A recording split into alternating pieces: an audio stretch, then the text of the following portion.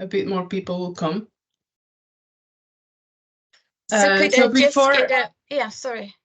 Yeah, I just wanted to go through a few things before we start. I think it will be very nice if people put the camera on. Having said that, the meeting is recorded, so you do as you want. It's always nicer to see a few people when we're in these kind of meetings. And mute yourself during the presentation. This particular webinar is part of a whole part of webinars that we are organizing at the EFPC, which is the socioeconomic deprivation and health, and the role of the community-oriented primary care. So we have today Priyanthi, Pia. I don't know how I should call you. Sorry, we've been emailing Pia. Pia. Pia, yeah. And next week, for example, we have another webinar with David Blaine, who is preparing his keynote for our conference in Barcelona. So don't forget to check our website. But today, so we are here for Pia Borgen Gjerde, is that right? Yeah. I'm really sorry. No. Who's a senior researcher at EFE in Bergen, and I made a little bit of a mistake on the presentation, not NORCE. And she will be talking about the health and socioeconomic deprivation in the migrant population in Norway. And we will have a few minutes at the end. So if you can keep your questions and comments for the end, that will be great. Unless you want something different, Pia, but yeah. I would like to have a bit more discussion at the end, if that's okay. Yeah, perfect. To further this field, and because this is the opportunity to get to know each other also. So that will be, so I've sort of set this up so we have a bit good time for discussion as well. Yeah. Is that perfect. Okay? That is great. All the floor is yours. Yeah. So just to ask the people here, they're from Europe or? Yeah, so we have a lot of people from Norway. Okay. And we have two people from the UK, from Spain, from Belgium, Malta, Italy, and Serbia. Oh, okay. Yeah. So quite a few range, mostly Norway, and yeah. Yeah. Okay. So do you see that I'm sharing, or is that, yeah? Do you see in like a slide, one slide, or do you see everything? Just one slide. Just one slide. Okay, that's good. I just had to ask.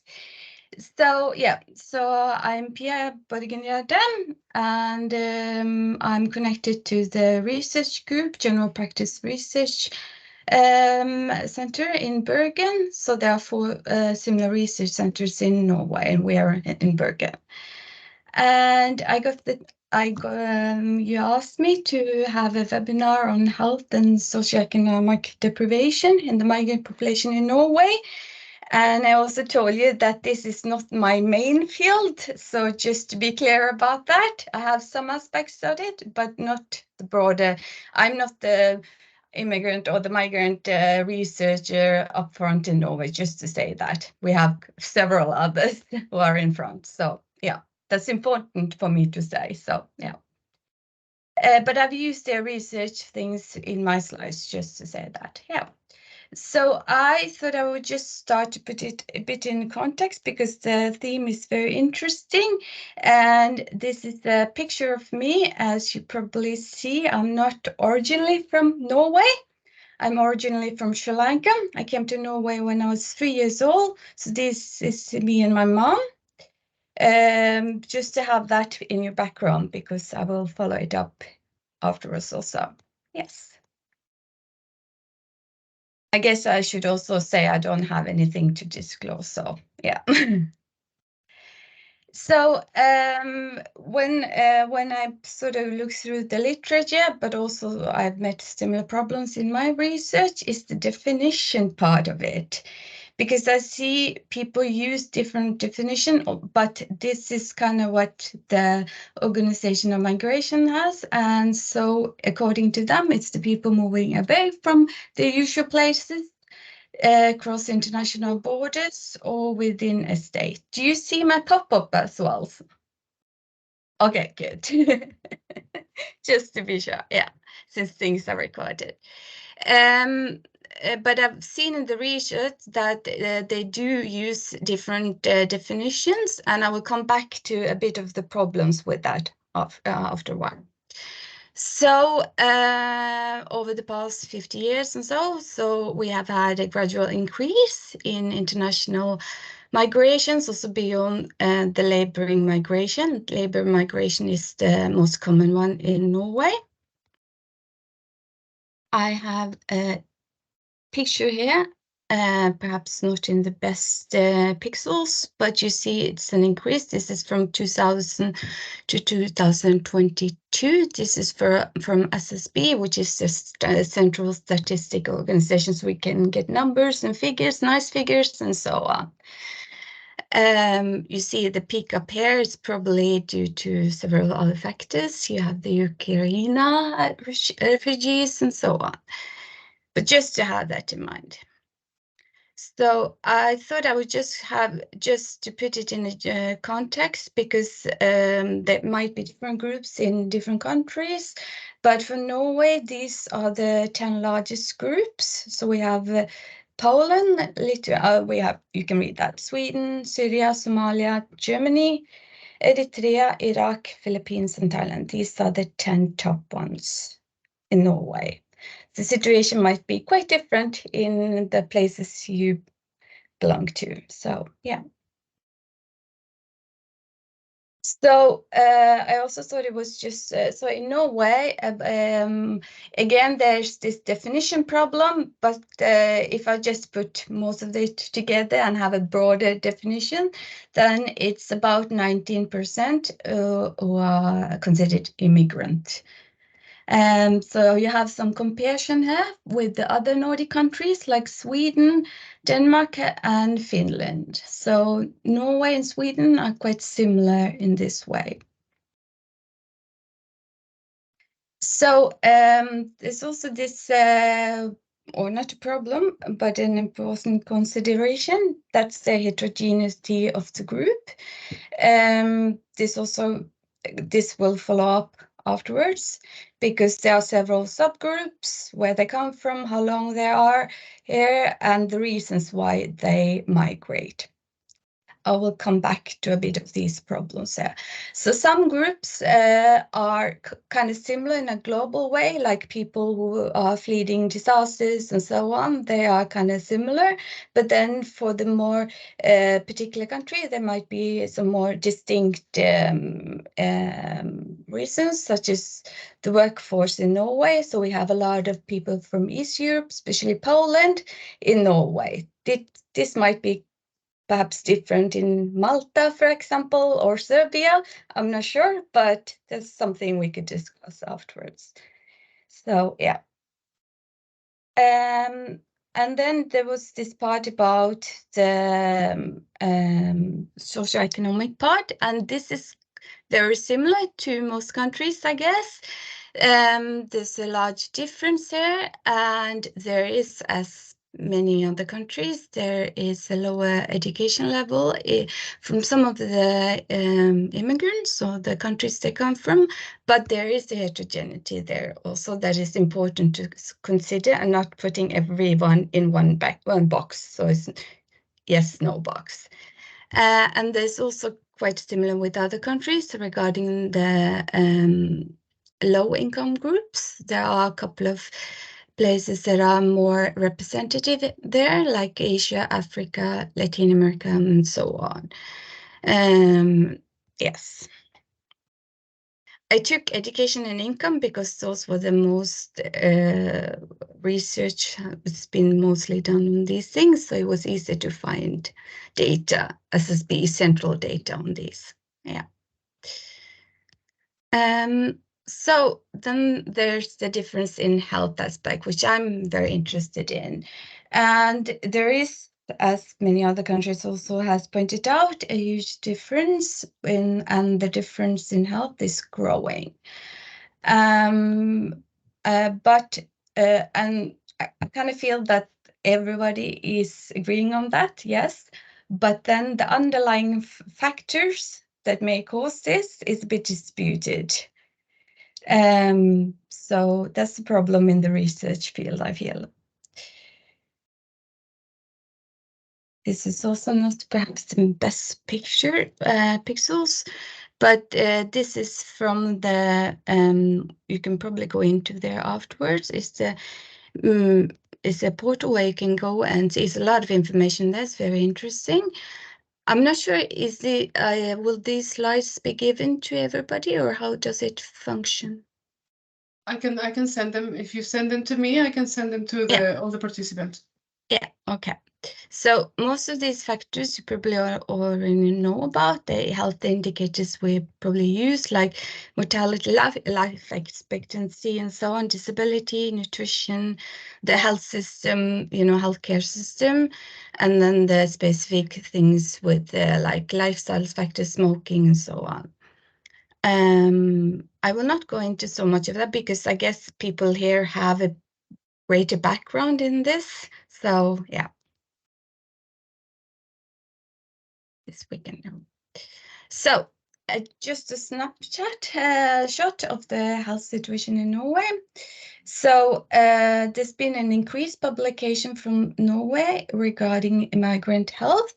This is, we have in Bergen, we have a group where Esperanza Diaz is involved in. She's done a lot of research, and I've taken a lot of her things in here, so just to be, so she's really up in front with this migration health and so on. Some of the things that I pointed out, if I take the literature in general, are this with pregnancy and adverse complication with pregnancy. Pregnancy and follow-up in pregnancy and postpartum, it's one of the fields I'm interested in and do research. So that is one of my fields. So yeah. And also there's a lot of studies regarding the mental health situation and outcomes, especially depression, anxiety. You have also a cross-section of these, both like pregnant women with mental health issues. So that's more and more, there's been more and more research done on these fields.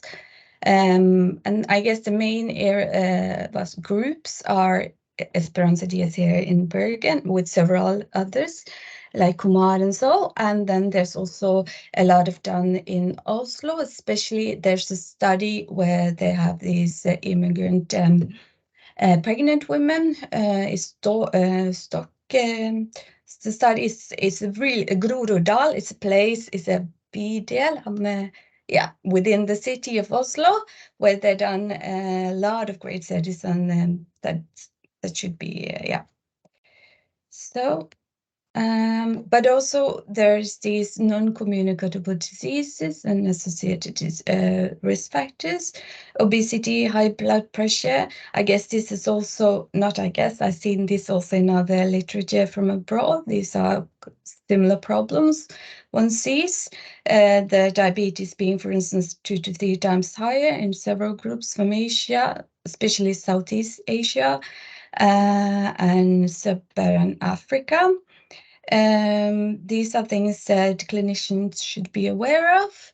And also these, regarding that, since I mentioned or showed you the picture and told you that clinicians should be aware about this, is the fact that, for instance, I came here when I was 3 years old. My BME is okay, I'm quite active and so on, but I do have the risk factor because I'm from Southeast Asia. My mom has diabetes type 2. So these things was incorporated in the follow-up of my pregnancy. So I took this glucose test, to check if I would, if I have a diabetes or more prone to diabetes and so on. So there's a couple of things like that we could do. There's also this aspect of health literacy, which there are a lot of research linking it to poor health. And of course, there's also this limitation of seeking health. Because in the communication, I'm not sure how many of you are GPs or working as clinical GPs. I work as a GP, a doctor, And we see a lot of this because we could, as GP, be, for instance, interested in getting a blood pressure down, or talking about the obesity problem or something like that. But the communication or what the patient want might be totally different, such as they could come in for saying that many say we need help with our economy, with our living conditions. In Norway, that's the social services that deal with that. But the communication there is quite important, and it's very interesting to see the differences and how the communication is in the offices, in the primary healthcare offices. Yeah, and then there's also the group with refugees and so on. So there's these infectious diseases one has to also be aware of. That's also a part of the, yeah. In Norway, we have something called migralege, doctor, who sort of takes care of people who comes into Norway before they get a personal number so that they have a GP. So they do all this like tests for HIV, hepatitis, and so on, and do a schedule test and follow them up till they get an official GP. I'm not sure how that functions in other countries, but that would also be nice to hear a bit about. So when I sort of went into this, also when I do sort of going to the literature regarding the pregnancy and immigrant, which is what I mostly considered about, I see there is a lot of problems with the data we have. Norway has a good welfare system. We have a lot of big data registries like population registries and so on, but there are a couple of defaults there. I understand that, for instance, UK and the States, they register ethnicity. They have several other categories. In Norway, there's not an official sort of, you can't really go in to see. You have to connect different registries to get the knowledge if a person is immigrant and so on. So it's a harder step to go through. And there's also a lot of legal restrictions to accessing these data in Norway. So yeah, for instance, we can get people if they have applied and they get a personal number, but we don't know where they came from. We don't know all the steps prior to coming to Norway or the reason why they come. And there's also a lot of problems with the registries regarding mismatch. So things don't really align up. For instance, it could say working or something like that, but it doesn't align up with other when you put several variables together. So these are a couple of problems, especially in Norway, even though we have great registers like public registries and so on. So that makes also the research into these areas difficult to get good results, to get representative results, and so on.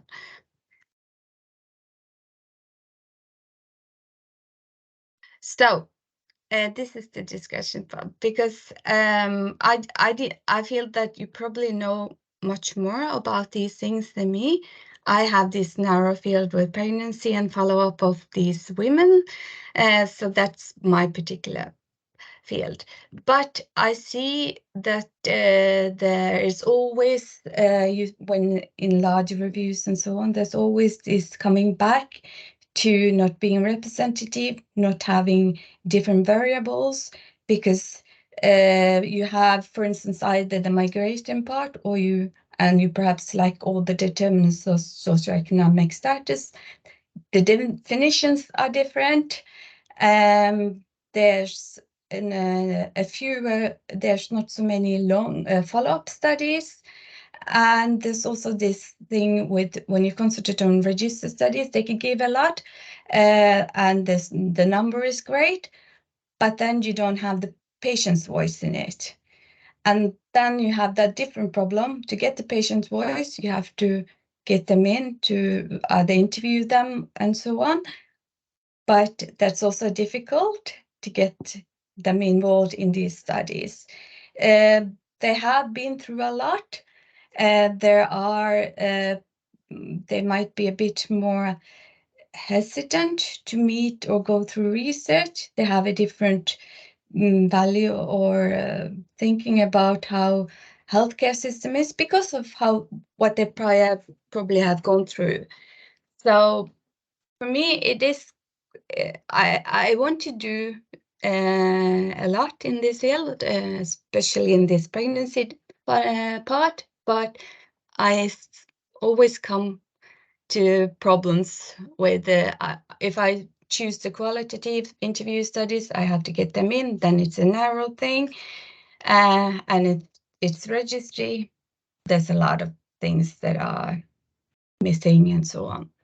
So I really want to hear how the other countries do these things and sort of bridge the gap, if I can ask.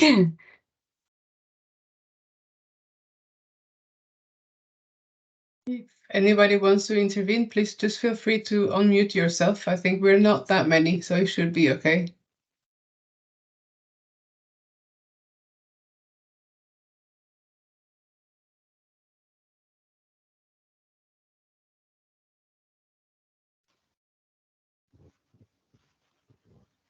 Tertya? Okay, thank you. Hello to everyone. Thank you, Priyanthi, and it was a wonderful story about your research. I have one question. Maybe if you know, maybe research it. The migrant about the mental health in migrant population.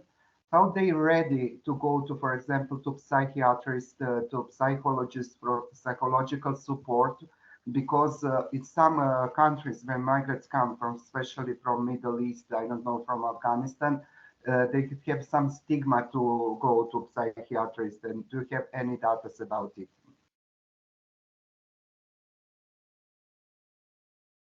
You're muted, Priya.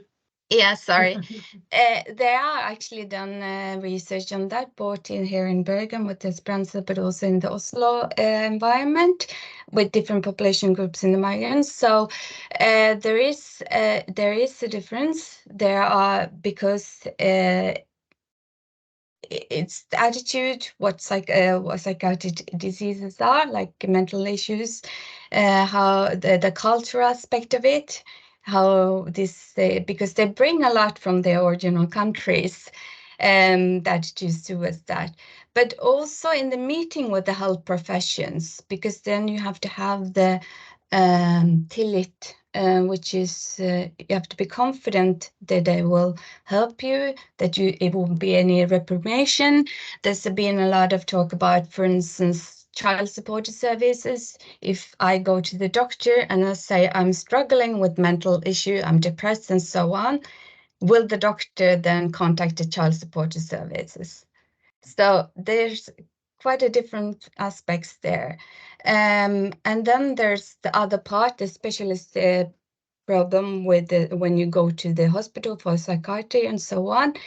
The treatment and follow-up is also a bit difficult or different, and it's not, for me, I've worked several years in the psychiatric ward also, so I have that experience. It is very different. It's nothing that is culturally adapted. It's kind of like the shoe fits all kind of mentality. And that's the problem.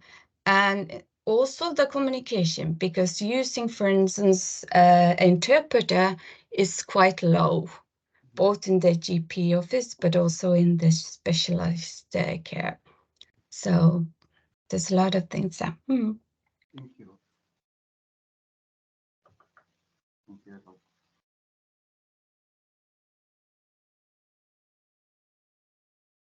Anyone else? I feel I also, like you, Pia, wanted to kind of know what it was like in different countries, because you were talking about Norway, but also I think it's interesting to know what is other countries. But something that you said that made me want to go a little bit further in what you said, because I don't know the Norwegian way, but you say, so you have a migrant GP. So when you have a new, so the first, how to, it was two questions really, because what about all the illegal immigrants? So that's a very important question, and that's one of my sort of frontline things, because you have a lot of them, but they can't access this. But in Bergen, for instance, we have a health care center for papilless immigrant, paperless immigrants, like people come in, they could get, and they don't have to be afraid of things, that people will contact the police and so on. I'm not sure. I think Oslo has also, but I can't really fully say that. But that for me is a good thing. But you have to come into the system the official way to get the migrant doctor to do all this assessment, and then afterwards the GP and so on. So that's a problem area. And that's also an area where there needs a lot of more research into. There are some small projects, like qualitative and small ones, but not larger ones of natural reasons, perhaps. Yeah. Yeah, thank you. Charlotte? Charlotte? Hi. My name is Charlotte. I work with the migrant health team in Oslo at the Norwegian Institute of Public Health. Yeah. So with regards to your question, Sophie, the healthcare center for illegal migrants that the Priya was talking about in Bergen, they have that in Oslo. And those are run by two volunteer organizations, and they do get some funding from the government. But in general, those migrants also do have the right to health care in the regular health services when it's acute. And women have the right to health care when it comes to pregnancy, and children have the right to health care. So they do have rights within that system. But like Priya was pointing to, is that it's not always easy for them to use them or access them or feel safe using them. There's the issue of payment, but there's a kind of you're not in Norway, you're not allowed to ask people for the bill before they get healthcare. And if you assume that they may not be able to pay that bill, there is some kind of wiggle room, but it's the gray areas in the law and in the health system that it's difficult.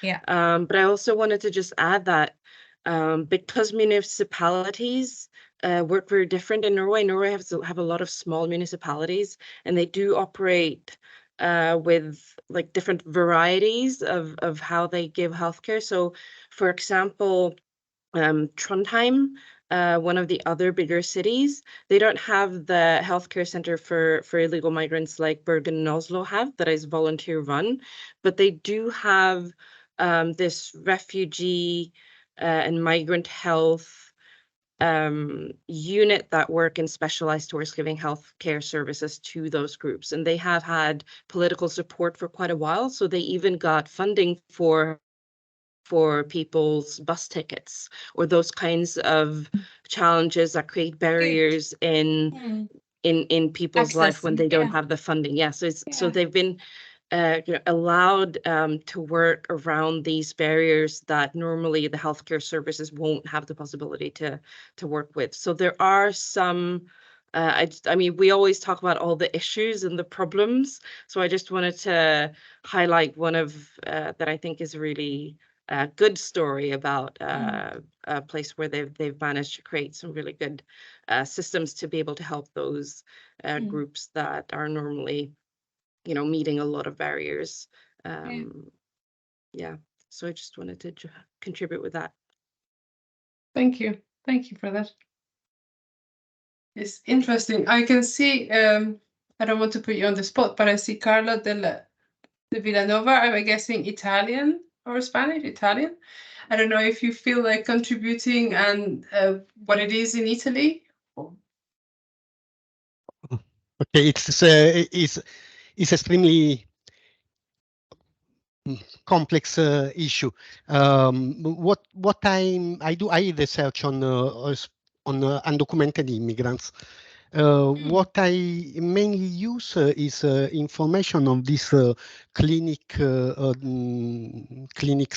that are run by private voluntary association, especially one big clinic in Milan that collect both social demographic information and also since 2020 actually we have also for a couple of years before medical information.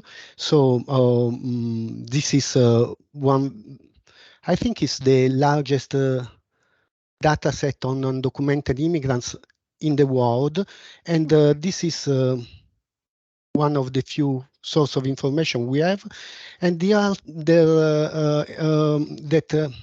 I just discovered actually is that in the records of hospital admission records, because of the legislation of the cost of the ministry that bears the cost of undocumented immigrants, I managed to identify undocumented immigrants in the hospital discharge records. But for the undocumented immigrants, they do not have a GP in Italy. So actually, we can monitor this.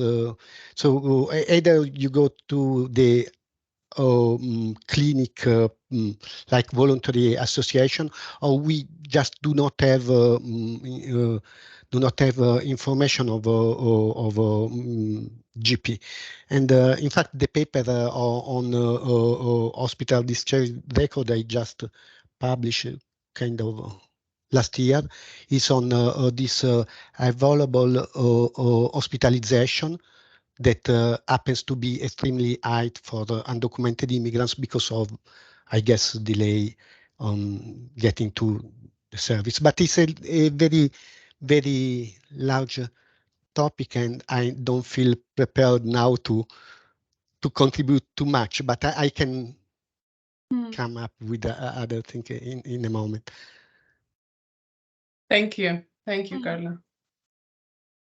Very interesting to hear about the mill. I did not know about that, so I have to read a bit more.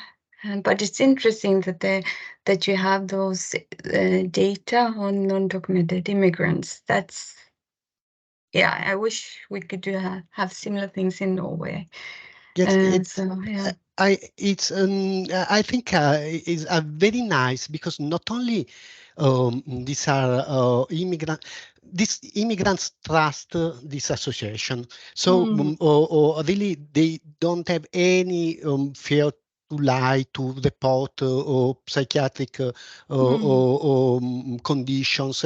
So it's a very rich, a little bit dirty data set. But I'm constructing actually my academic career on the data set. So just to be stupid, let's say. No, very good. Yeah. You said that there were some people from Serbia and Malta. So how is it? I see what Serbia was Serdian already spoken. Yeah, okay. Yeah. And I think we're missing a few people that were originally registered because we have 25 people. I could go, but I don't know exactly who was going. We did have a person from Belgium and 2 people from Spain, but I don't think maybe Louise, but I don't know if she feels like contributing. Yeah. Oh yeah, hello. Yeah, hello. Sorry. I'm an intern at PICUM, the Platform for International Cooperation for Undocumented Migrants. So we work at a European level, and it's really for gathering information on national levels. And it was very interesting to see how in Norway you work with undocumented migrants. And what Charlotte you said was really, really interesting on the help on that the clinic gets from the state? I don't know if you can elaborate a little bit on that, or if you want. I can try, and then Priya, maybe you can help me. And I see there's someone called Kari. I'm guessing that you might be Norwegian, so maybe you can help if my assumption is right. But in general, in Norway, I think it's important to know for context that the volunteer sector in Norway is huge. Norwegians in general volunteer a lot. And the government spending on volunteer organization is quite large. So we have a long-standing tradition of putting a lot of government funding into a variety of volunteer organizations. It can be political organizations, it can be humanitarian organizations, it can be sports associations for youth. There's a vast majority, and a lot of the ones that are political or humanitarian, they also fund organizations that go against what the current government believes, for example. So we have a very long-standing tradition of doing that. So when these healthcare centers for illegal migrants were established, it was the Church City Mission together with the Norwegian Red Cross that established this. They started in Oslo, and then they started one in Bergen after. So the Church City Mission and the Norwegian Red Cross are funded. They get a lot of funding for activities from the government. And initially, the government was not particularly happy. I know the leadership of the Cross were met with very stale attitudes from certain politicians, saying you're breaking the law. And then the volunteer organization said very clearly back that no, we're actually not, because the international conventions of human rights to health and so on. So after that initial kind of debate of that, this became something that now I think is valued quite highly from people who understand how important healthcare is for every part of the population. But it's still run by the volunteer sector. So we still have the legal framework that is still fairly, I would say maybe it's a bit strict, but it's not necessarily stricter than other places. I think it's quite a usual regulation compared to other countries, saying that you have the right to the acute help that you need, but you don't necessarily get more than that. And then, of course, there's the issue like Priya mentioned with trust and do I know that if I go here now, the police will not come? And the healthcare centers in Bergen and Oslo, the volunteer-driven ones, they have kind of a deal with the police where the police stay away because of the recognition that healthcare for these groups also is very important. So I don't you mean, Priya, if you want to fill in or... No, I think, or what you say is correct. Just a bit of concern regarding the acute help. Even though people are like, there is a law and everything, we see that although when I work at the out of office, legevakten, out of office services, it's always like when they phone in, no, you don't have this, okay, you can't come. So there's a knowledge that also needs to be put in to the healthcare people so that they can take them in. So there are several leads. Barriers. And then, of course, the gray area of billing. So some GPs use the gray and try to do as much, but there's also, can you pay? If not, then So working with the attitudes of the health and the systems is also important, not to make, so it's both ways. Yeah, it's how much do healthcare personnel know about these laws? It varies a lot. And then you have things like, should it really be this way that if you have diabetes, you have to wait until you've collapsed to get help rather than actually getting insulin? I mean, it's some of these things is quite ridiculous that we can't give I have several of those histories because I work as a GP in an office which is funded by the municipal. So most of the GPs in Norway, they are on their own paychecks, but then there are a couple of smaller areas where the municipality funds and we get a allowance or yeah. And it is several that I've had. I have a lot of migrants in my group, in my patient group, that has been to the legevakten on out of office services, that have even contacted the hospitals and different areas to get prescription for diabetes that I've had, but they don't get that. So that what happens? They go without it. So the law is probably there, but the education is needed also. So just a small, yeah.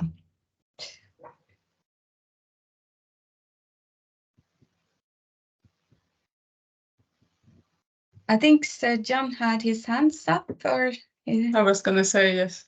Yeah. Yes, yes. As I have to say, I'm so impressed about your data, and because Serbia starts to be immigration country, we are still emigration country, and it was interesting topic about illegal immigrants in the Norway, and here in the Serbia, we have a lot of, I call them refugees, but officially they are not refugees because a lot of them didn't receive asylum still, for example, they are even not asylum seekers, and because of that, it's a problem to approach to medical services, to hospital or something like that.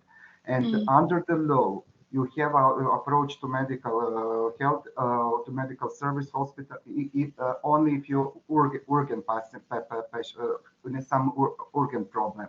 And who can decide? Doctor can decide what is the organ, what is the not. And that is problem. For example, some of them they have some, for example, ID card of they live in the camps, but their legal status is not asylum seekers. So they stay here in the Serbia. They went to try to go to West countries and to don't enter now in the politics why they don't stay. But it's very interesting sometimes if you independence. If you have one shift in the morning, one doctor, oh, it's not Unger, he can go, or he can go. You come with the same patient in the evening in the organ hospital, he accepts him, and maybe it's that problem. Also, it's also the problem. It's people who live outside the camp, because a lot of people live in the smuggler house. Especially, you can see somewhere on the internet near the border, Serbia and European Union, near Croatian and the Hungarian border. A lot of people, refugees, lives in the squads.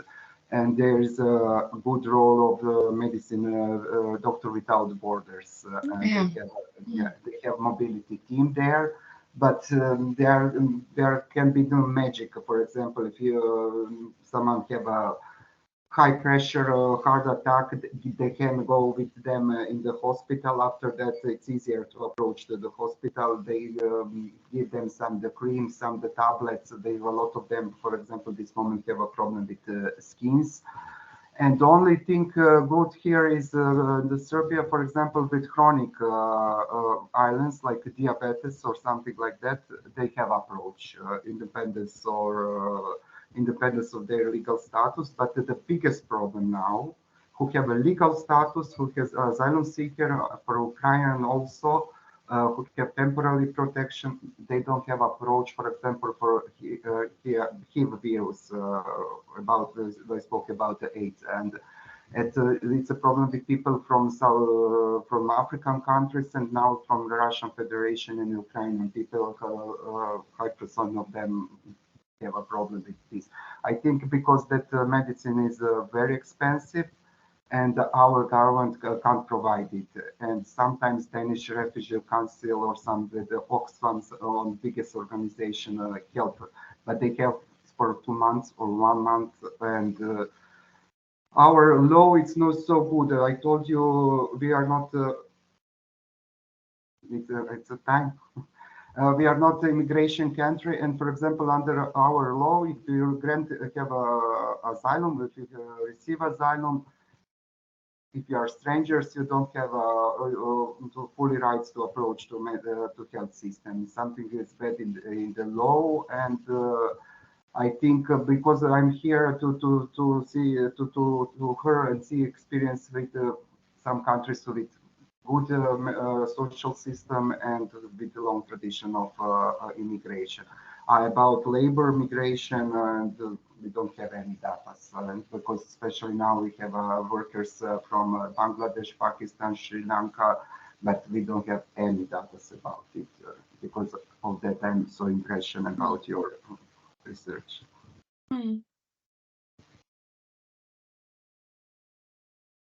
Thank you for sharing that. It's interesting to see how different it can be from each place and what is done, and also about the data, but also how is the issues are being dealt with. Which is...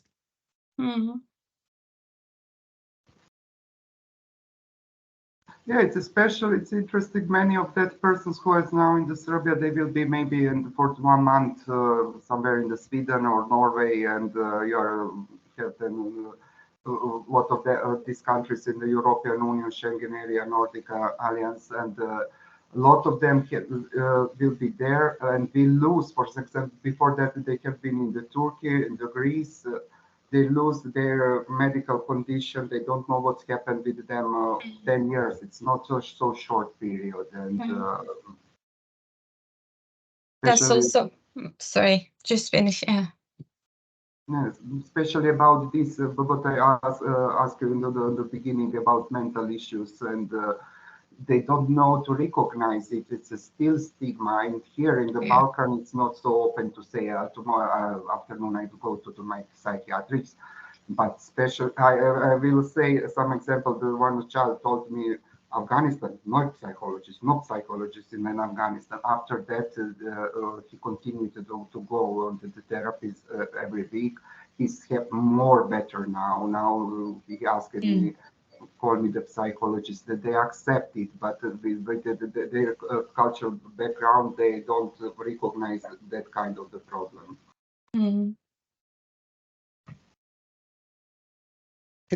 Can I add something?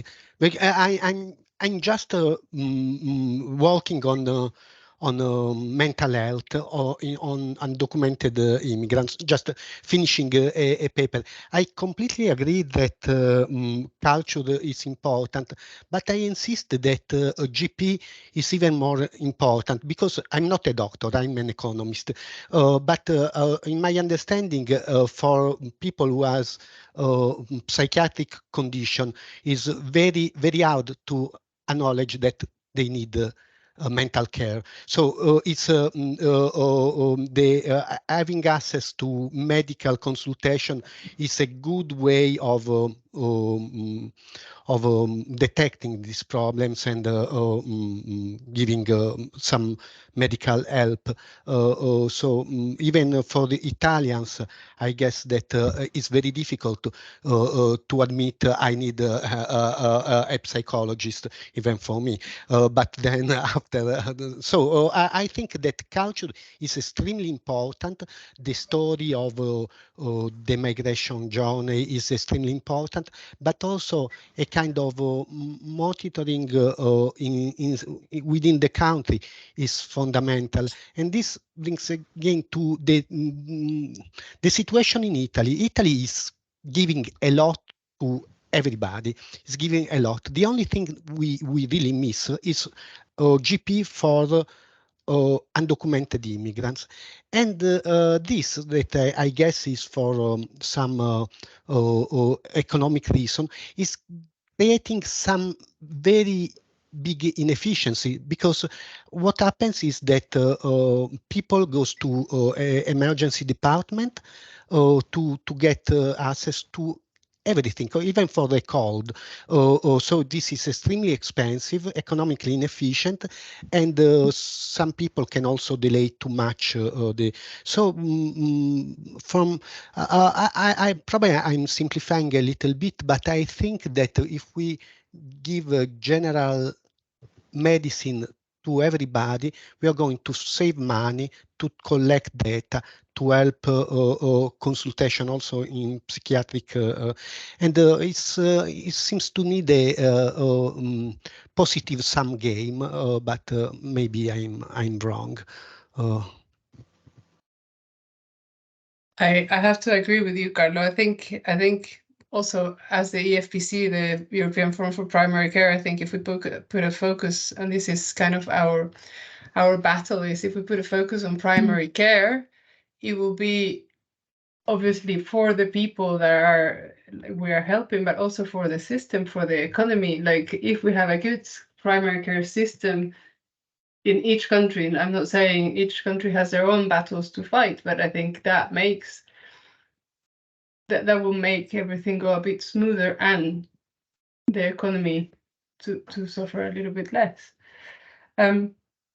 Having said that, we are 4 minutes to the time that we kind of allowed for this presentation. So I don't know if somebody would like to have a last comment, question. Pia, I don't know if you feel that you want to, that you said what you wanted to say, something else?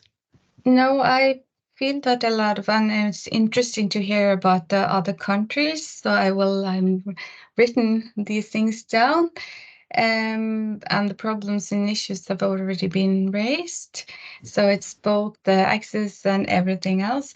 What I probably, a bit of the things I sort of want more is the whole procession from the origin place. Like, do they go to Serbia before they come to Norway? So the trajectories, and because it's an add up of factors. And that's an important. So if the person is originally from India but goes through Serbia and has lived there for 6 or whatever in those campuses that you, surgeon, talked about, then that's a knowledge that both the GP and the researcher needs. And otherwise it would be an Indian, right? So so these things, I want more research on the whole, but that's of course difficult also, but that will be very interesting to see. And I think that will give a lot more and to understanding things, the added factors. Yeah. Yeah.